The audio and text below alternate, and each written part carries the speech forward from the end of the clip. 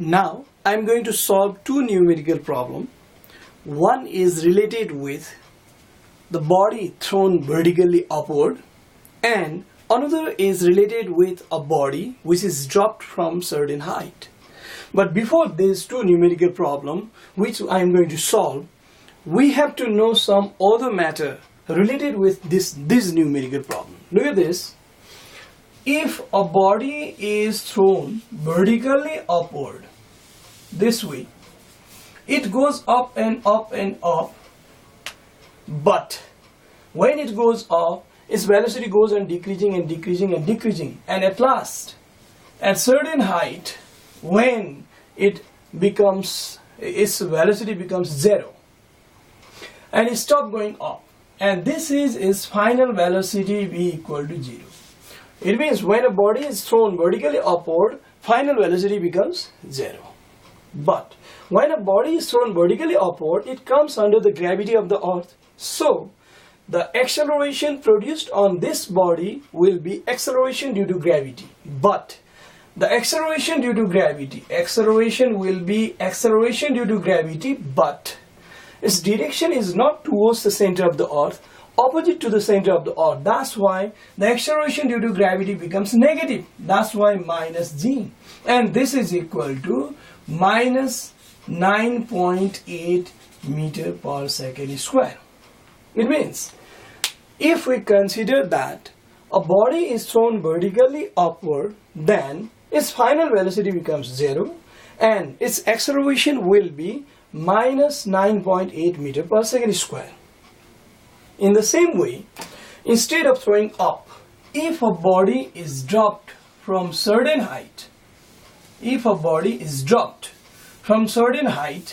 at first, when it is in our hand, its velocity will be 0 because no motion at all. That's why in this case initial velocity will be 0.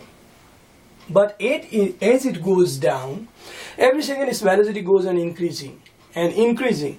So acceleration produces, and this is acceleration due to gravity. That's why value of acceleration will be equal to acceleration due to gravity. This is equal to 9.8 meter per second square. What is the conclusion? It means when a body is dropped from certain height, then initial velocity will be 0, but acceleration will be 9.8 meter per second square.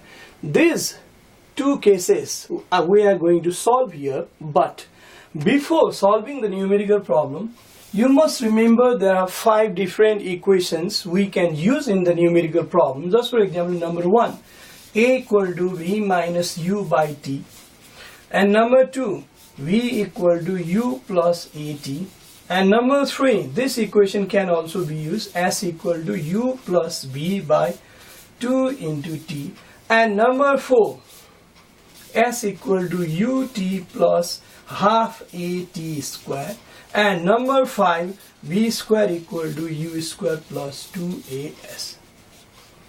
These 5 are the equations of motion. Here a means acceleration, v final velocity, u initial velocity, t is time taken, and s is distance traveled. It means there are altogether 5 symbols, and each of the equation contains 4 of them. And these equations can be used to solve this numerical problem. Now I want to go through first one. A body is thrown vertically upward with a velocity of 20 meters per second, and we have to calculate how high the body goes up.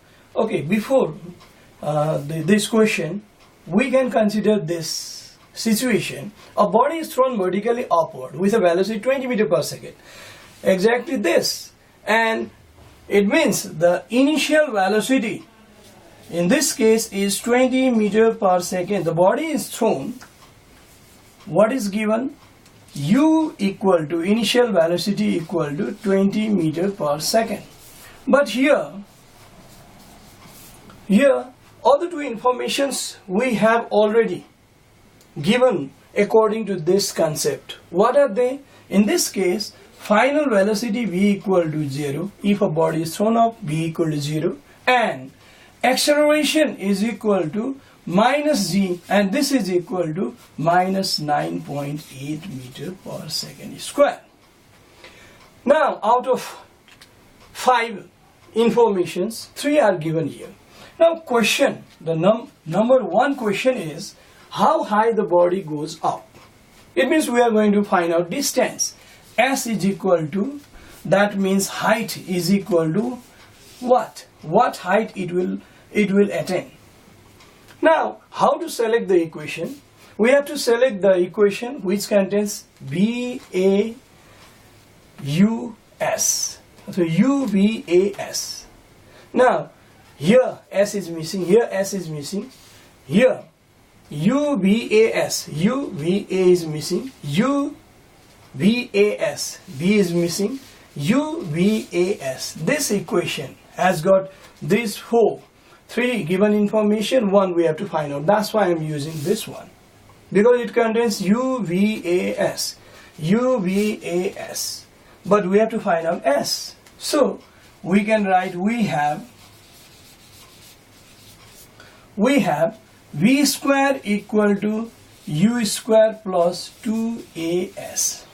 Now we know value of V is 0, 0 square equal to initial velocity is 20 square plus 2, value of A is equal to minus 9.8, that's why 2 into minus 9.8 and into S can be written as H, height, or 0 equal to 400 plus minus 19.6, 2 multiplied by 9.8 H.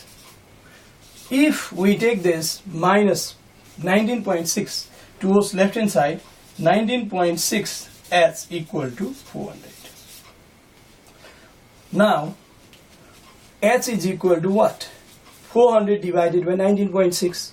400 is, if divided by 19.6, then we'll have 20.41 meter. This is the height which it gains because of this much velocity, initial velocity. This is answer of the first part. Now let's talk about second part. In second part, where the question, how long it takes to go to the maximum height? It means the time taken to go up to this much height is the question. Question is time. Now how to find out time? If out of 5 symbols, 4 we have, then fifth one can be calculated by using any equation. But that equation must have t. So first equation has t, A equal to V minus U by t. That's why I am using the same. Here A equal to V minus U by t, and we can write the same, t equal to, if t is taken to left hand side, B minus U by A. And V is final velocity 0, U is 20, initial velocity is 20. That's why divided by value of A is minus 9.8, and this is equal to minus 20 divided by minus 9.8, minus minus cancel. 20 divided by 9.8 gives t is equal to 2.04 seconds. It means this much time will be taken by this body to go to maximum height. Now third part, how long it takes to return back. While going up, acceleration is minus 9.8. While coming back, acceleration will be 9.8 positive. Since acceleration is same, that's why how long it takes to go to the maximum height, the same time it will take to come back. So third part can be answered this way. Number 3, actually time taken to return back means 2 times t. This is equal to question mark, and 2 multiplied by time taken to go up is 2.04. That's why this is equal to 4.08 second. What it mean? It takes 4.08 seconds to return back to the throws.